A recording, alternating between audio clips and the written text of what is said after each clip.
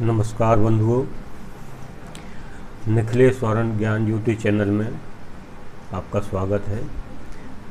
मित्रों, आप इस चैनल को बहुत पसंद कर रहे हैं और जो भी सब्सक्राइब कर रहा है, लाइक कर रहा है, उसके लिए हमारी तरफ से बहुत बहुत धन्यवाद। सभी भाइयों को, माता बहनों को, सभी को मेरा नमस्कार।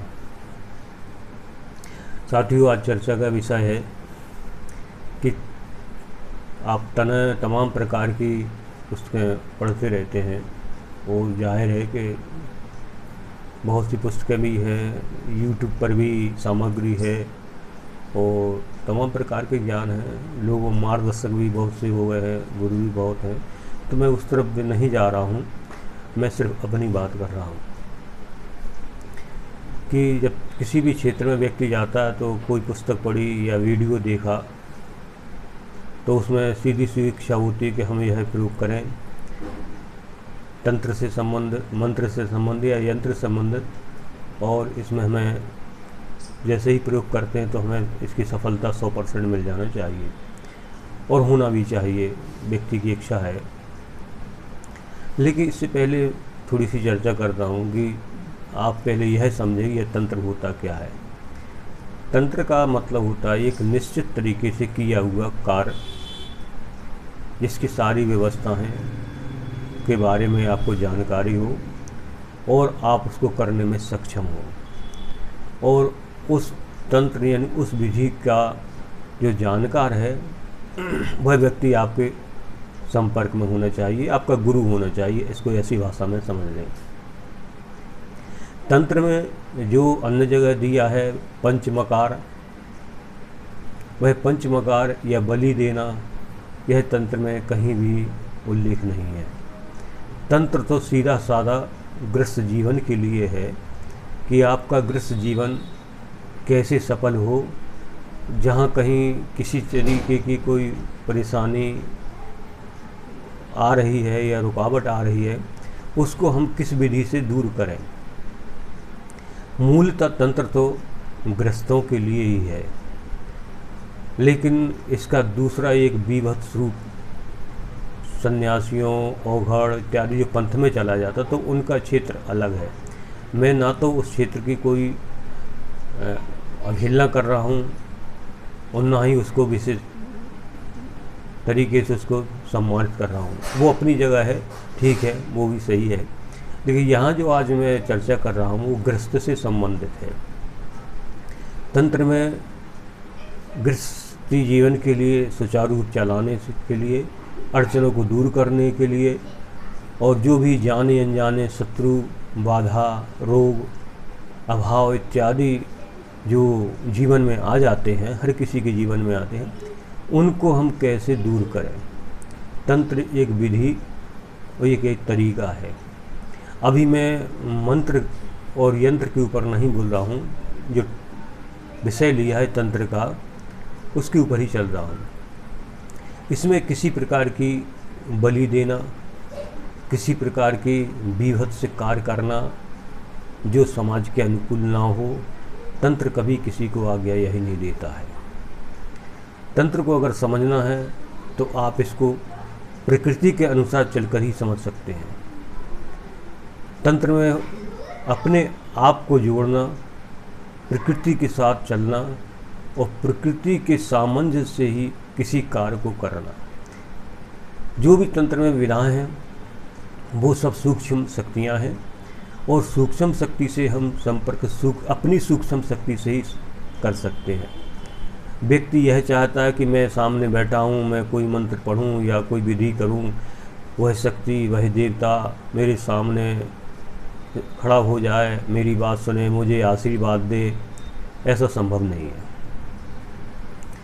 अब आप कहेंगे कि हमने किताबों में तो पढ़ा है, ठीक है, किताबों में पढ़ा तो वो उच्च कोटि के लेवल के रहे होंगे साधक, उनके सामने ऐसी स्थिति आई होगी। लेकिन विशेष तौर पे जो किताबों में लिखा या चित्र में रहता उसका मूल रूप नहीं समझ पाते। मूल रूप को समझाने के लिए है।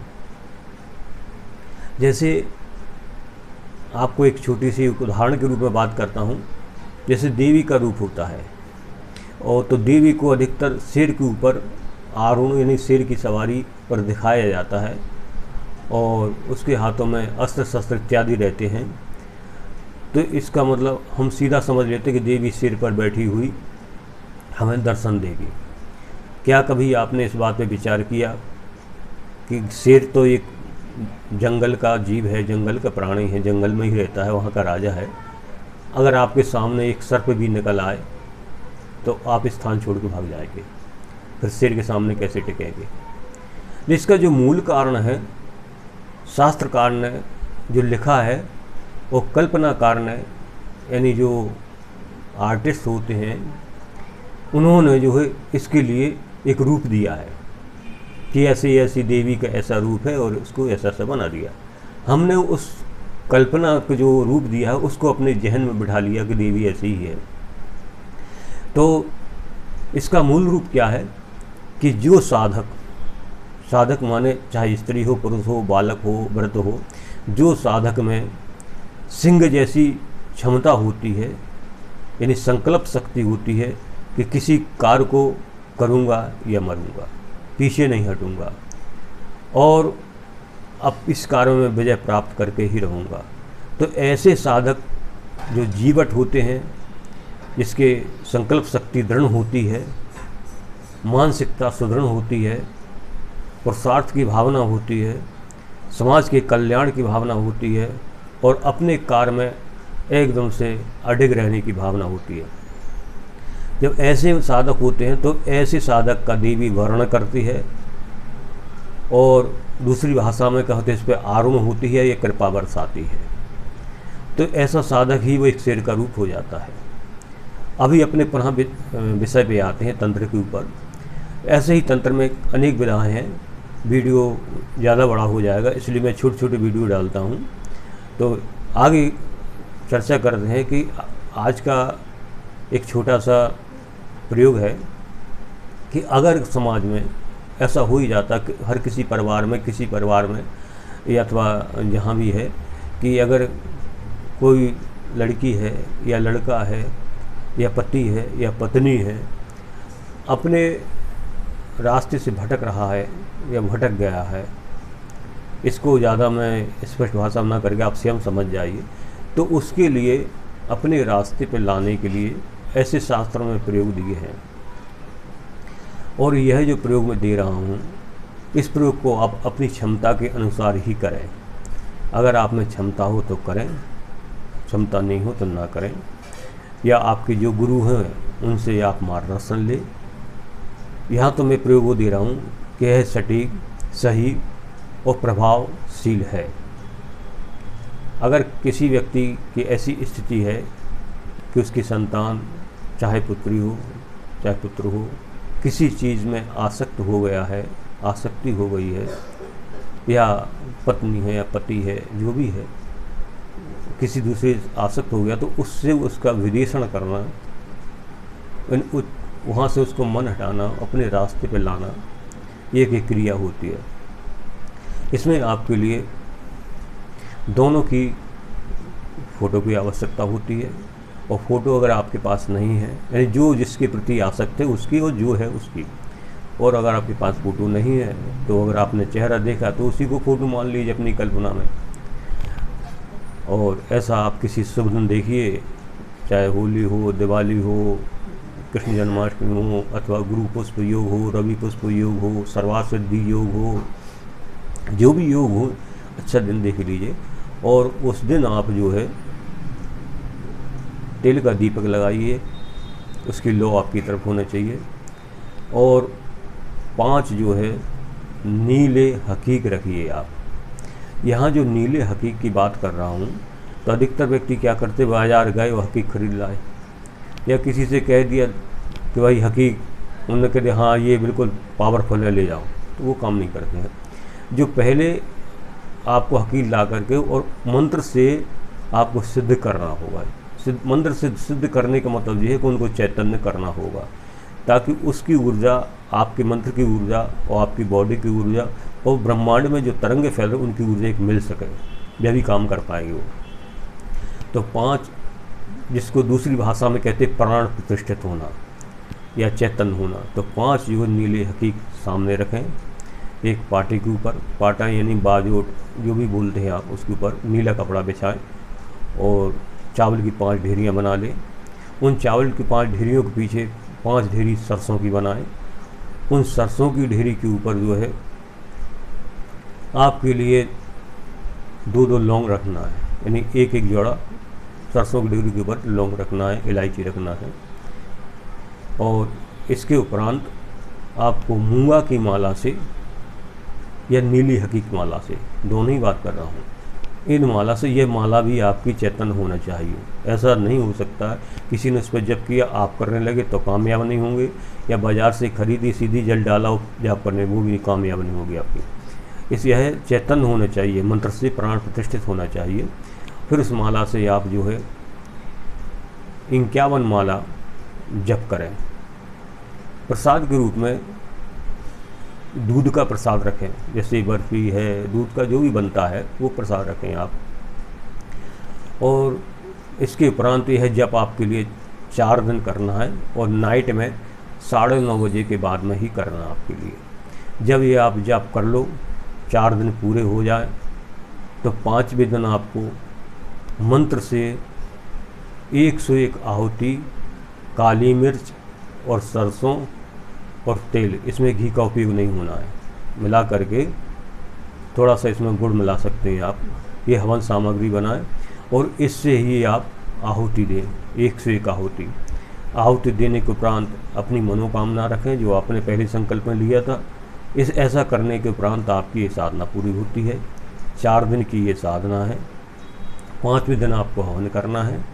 और जो सामग्री है, पीली सरसों और इत्यादि जो भी ये सब आप 5 दिन हवन के बाद में इन्हें नदी में या तालाब में विसर्जित करें। सामग्री को वहाँ विसर्जित करना चाहिए जहाँ अमूमन वो गंदी चीज़ में ना पहुँचे, साफ पानी में वो बह जावे। ऐसा करने से आपकी इसके आने वाले समय में आप रिजल्ट देखेंगे कि क्या रिजल्ट होते हैं। विशेष अगर आपको जानकारी चाहिए है, आपकी इच्छा होती है, तो मेरे व्हाट्सएप नंबर पे, मोबाइल नंबर पे जो मैं दे रहा हूँ उस पर आप कांटेक्ट कर सकते हैं। या कोई साधना करना चाहते हैं, आप इच्छुक हैं और सामग्री के बारे में जानकारी चाहते हैं, तब भी आप कांटेक्ट कर सकते हैं। सामग्री जो आपको अगर आप चाहते हैं तभी दी जाएगी, वैसे किसी प्रकार का मेरा यह बिजनेस और धंधा नहीं है, एक समाज के हित में कार्य है। तो जब आप फ़ोन करेंगे, कहेंगे, तब की एक बात अलग कर देता हूँ। और मंत्र को मैं मोबाइल के ऊपर वीडियो में बोल करके नहीं दे सकता आपसे। जो अन्य लोग देते हैं बोल के, वो ठीक है, वो उतनी सक्षम है, सिद्ध है, मैं बोल के नहीं दे सकता हूँ। बोल के मंत्र सिर्फ उसी को देता हूँ जो दीक्षा प्राप्त करे हैं, जो दीक्षा लेते हैं, इस रास्ते से जुड़ते हैं, निखिलेश्वर ज्ञान ज्योति चैनल से जुड़ते हैं, दीक्षा लेते हैं, उनके लिए मैं बोल करके, और जो भी इसके और जो सीक्रेट सूत्र होते हैं वह सूत्र उनको बता देता हूँ। यही एक सामान्य रूप से आपके सामने वीडियो के माध्यम से मैंने बात रखी है। मंत्र को मैं डिस्क्रिप्शन बॉक्स में लिख दूंगा, आप उसको वहाँ से मंत्र ले लें और आप अपनी इच्छा अनुसार करें। इसमें जिम्मेवारी सारी करने की आपकी होगी। इसमें किसी तरह की निखिलेश्वर ज्ञान ज्योति चैनल आपकी किसी साधना करने की, किसी की भी किसी तरह की प्रभाव की कोई जिम्मेवारी नहीं ले रहा है। जो व्यक्ति स्वयं जुड़ता है, फ़ोन के माध्यम जुड़ता है, उसको जो रास्ता बताता है उसके मार्गदर्शक बनते हैं। इन्हीं शब्दों के साथ सभी मित्रों का, बहन भाइयों, माताओं का मेरा नमस्कार। अच्छा वीडियो लगता है तो आप इसको लाइक करें, सब्सक्राइब करें और अपने कमेंट भी भेजें। अगर आपका कोई प्रश्न है उसे भी भेजें, उससे संबंधित जो मार्गदर्शन हुआ मैं आपको अवश्य दूंगा। इसी शब्दों के साथ सभी की स्वस्थ रहें, खुश रहें। नमस्कार।